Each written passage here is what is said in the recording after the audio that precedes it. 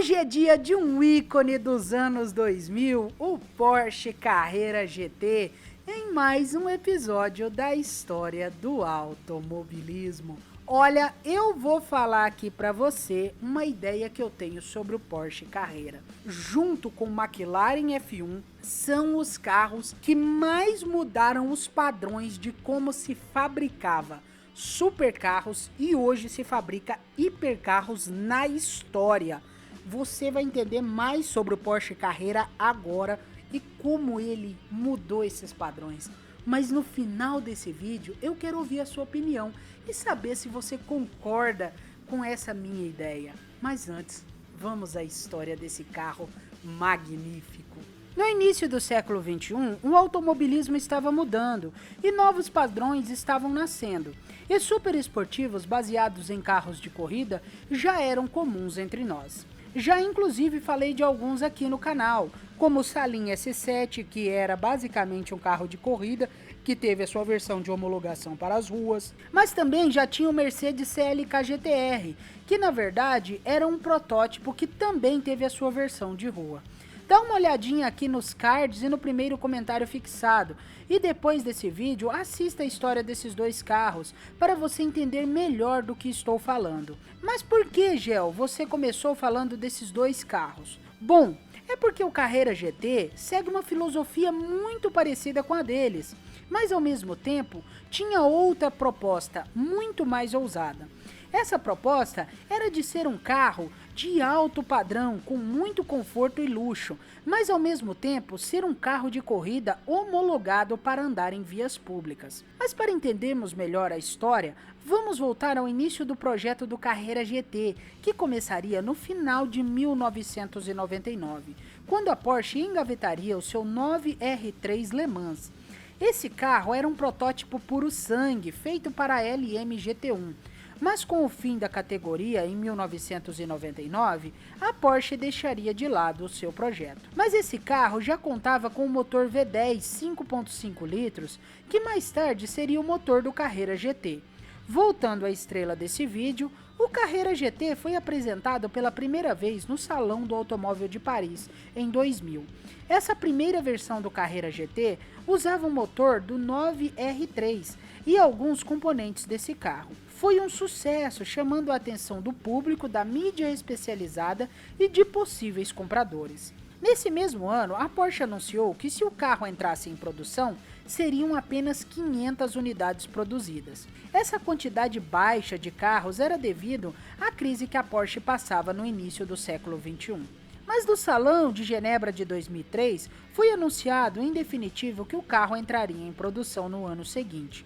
Mas agora a quantidade de unidades havia subido para 1000. Vamos agora mergulhar na estrutura desse carro e toda a tecnologia que ele tinha e que era à frente de seu tempo, segundo alguns especialistas, pelo menos 5 anos, e que mudaria os padrões da indústria de supercarros e hipercarros na sua época e até os dias atuais.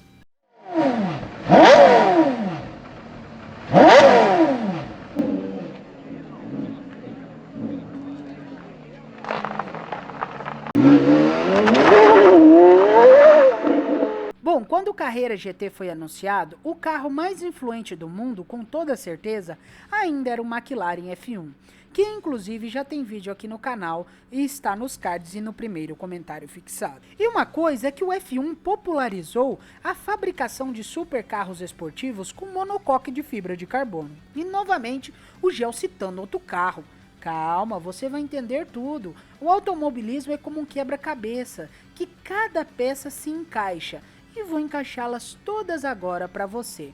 Mas voltando ao Carrera GT, o carro da Porsche inovou ao desenvolver um chassi que não dependia do teto para manter a rigidez e a integridade da estrutura.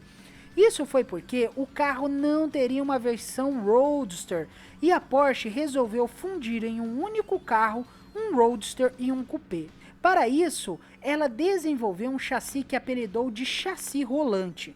Bom, em tradução direta e livre fica assim o nome dessa peça. Esse chassi era um módulo único que combinava peças em alumínio H400, plástico reforçado, peças e parafusos em magnésio para unir tudo e manter a leveza. Essa peça central era tão rígida que, diferente do monocoque de fibra de carbono com teto rígido como o do McLaren F1, o teto do Carrera GT era uma peça aerodinâmica e não parte estrutural do carro. Ou seja, mesmo sem o teto, a rigidez do carro ainda era a mesma. Viu o que eu falei? Que as peças se encaixam? A Porsche pegou a ideia do monocoque rígido de fibra de carbono do McLaren F1 e recriou a ideia, mas a seus moldes para servir ao seu propósito de seu carro. E eu quase me esqueci que o assoalho do Carrera GT era plano e possuía um grande extrator de ar para melhorar o fluxo de ar na parte inferior e para manter esse carro grudado no chão. Para envolver o chassi, o carro contava ainda com 6 painéis de fibra de carbono com uma espessura de 1,2 milímetros. Essa espessura específica era para aumentar a proteção do condutor e do passageiro e tornar as placas de fibra de carbono mais rígidas e capazes de resistir a maiores impactos. Mas o carro contava com para-choques em um material chamado PUR, que era leve, mas não tinha a mesma rigidez da fibra de carbono. Inicialmente, o Carrera GT deveria pesar 1.250 kg, mas com a adição de uma rigidez maior no monocoque e as placas que receberam uma espessura maior, o seu peso foi para 1.380 kg. Mas para manter essa máquina colada ao asfalto, ele contava ainda com um aerofólio traseiro que se erguia acima dos 120 km por hora. E para compensar esse peso extra, o motor ganhou 10% a mais de potência. E agora é dele que vamos falar, do lendário V10 absurdo que movia o Carrera GT.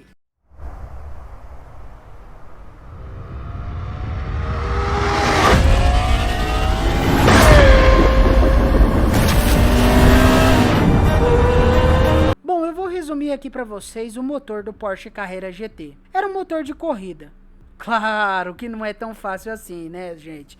Esse motor era derivado de um projeto do protótipo 9R3, mas teve algumas mudanças que foram a troca dos anéis dos pistões por anéis mais duráveis e resistentes, a adição de mais uma bomba de óleo para o motor para melhorar a lubrificação.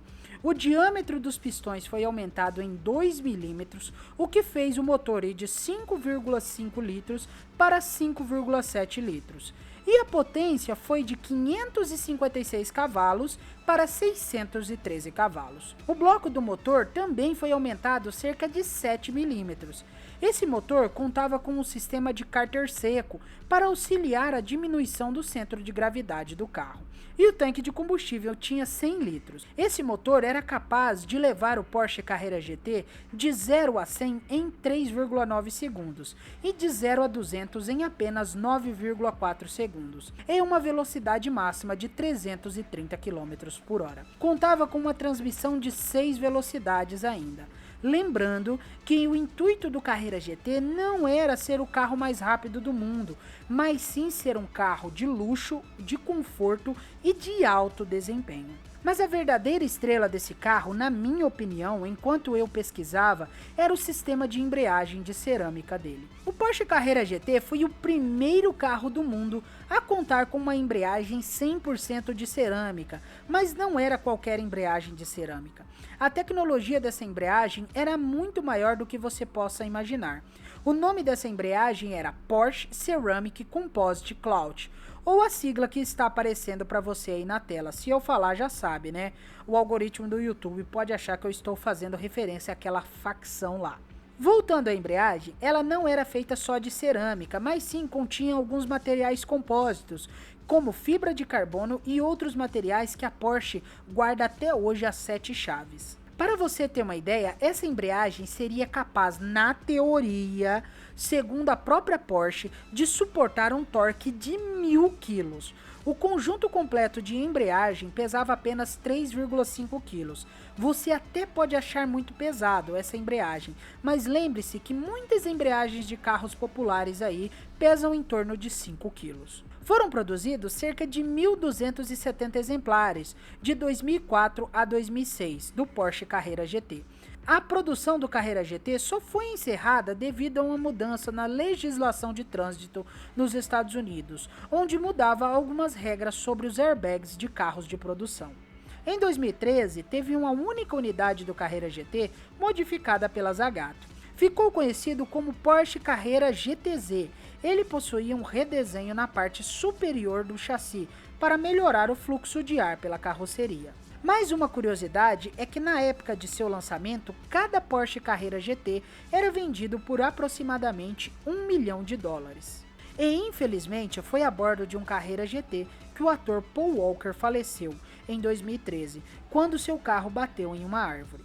E isso mostrou uma coisa sobre o carro. Por mais que o projeto do Porsche Carrera GT tenha sido feito pensando na segurança, o fato de seu motor ser derivado de um motor de corrida tornava o carro muito imprevisível.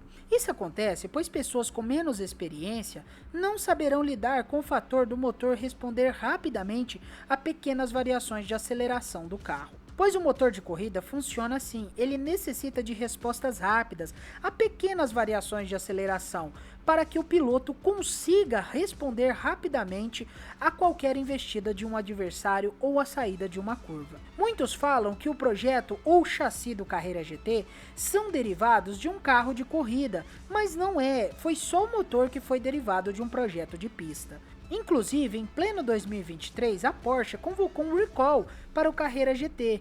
Isso mostra que até hoje, mesmo sendo um carro de quase 20 anos, a Porsche mantém ele sob seu olhar atento. O Carrera GT também foi inspiração para o Porsche 918, onde podemos ver suas inspirações principalmente na parte traseira do carro, tanto inferior como superior. Mas não querendo criar polêmica, mas já criando, o 918 pode ser até um carro espetacular, mas não chega aos pés do Carrera GT, né? Sejamos sinceros. Mas agora chegamos ao fim da história de um dos supercarros mais conceituados dos anos 2000 e continua atual até hoje, uma verdadeira lenda sobre quatro rodas e que influenciou e mudou a forma de como supercarros e hipercarros são construídos. Depois do Carrera GT e do McLaren F1, o mundo dos super esportivos nunca mais foi o mesmo. Agora vem aquele pedido especial para você deixar o seu like, se inscrever no canal Garagem 96 com o sininho das notificações ativado e comentar aí para mim se você já conhecia o Porsche Carrera, se está conhecendo agora, se já conhecia a história desse carro e responde para mim aquela minha indagação do início do vídeo. Você concorda comigo ou não que o Porsche Carrera e o McLaren F1 são sim os carros mais influentes quando a gente fala de super esportivos na história? Eu acredito que sim. Olha como esse carro, o Porsche Carrera, mudou a forma de se construir super e hiper carros na história. Antes, o teto era a parte rígida da estrutura do carro. A Porsche foi lá e criou uma estrutura que não necessitava mais do teto e sim tornava ele uma parte aerodinâmica. Gente, não sou eu que estou falando isso está no site da Porsche. Quando ela fala sobre o carro, ela fala: o teto passou a ser uma parte aerodinâmica. Gente, é incrível como esse carro foi construído. Preste bem atenção e analise. E me responda se você concorda ou não com a minha ideia. Com certeza você vai concordar. Porsche Carrera e McLaren F1. Os dois carros mais influentes da história dos super e hiper carros. Agora eu vou ficando por aqui. Muito obrigado pela sua presença. Valeu, falou e até mais!